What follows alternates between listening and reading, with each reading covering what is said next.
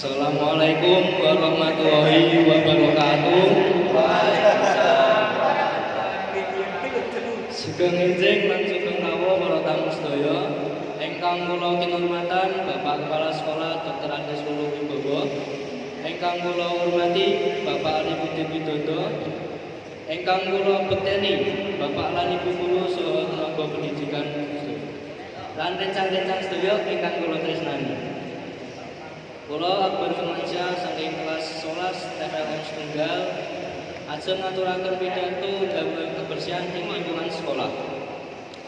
Mula-mula kita panjataken puji syukur dhateng hadirat Tuhan ingkang Maha Esa amargi rahmat lan karunianipun kita sedaya angsal makempal dinten puniki. Lebet kawontenan saras walafiat tanpa kekirangan satunggalipun punapa. Kula sanjangaken matur nuwun kalih sedaya pihak ingkang sampun kajugi lebeting acara puniki. Lebet uculan ajaran Islam, kebersihan inggih menika perangan saking iman. Salah setunggalipun tuladhanipun inggih menika jagi kebersihan ing lingkungan sekolah. Kita sami kedah mangertosi menawi jagi kebersihan ing lingkungan sekolah saged jadi kesarasan damel kenyamanan lan damel proses pasinaon lampah kalih lancar. Kejawi punika jagi kebersihan ing lingkungan sekolah ugi angsal kinten ayahan petugas kebersihan ing lingkungan sekolah. Kita sumber punapa ingkang mawon dipunjagi kebersihanipun ing lingkungan sekolah. Amargi lingkungan sekolah ingkang reget angsal dadosaken dampak ingkang mbeyanipun. Sedayaning siswa ing lingkungan sekolah kedah tumut tanggung jawab jagi kebersihan ing lingkungan sekolah. Bilih sekolah reget lan kathah sampah, kawontenan proses pasinaon lampah kirang lancar lan boten kondusif.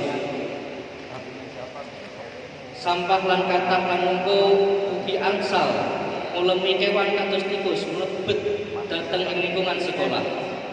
Kewan tikus angsal beto penyakit menular ingkang mbeyanipun kangge siswa-siswi utawi wargi ing lingkungan sekolah.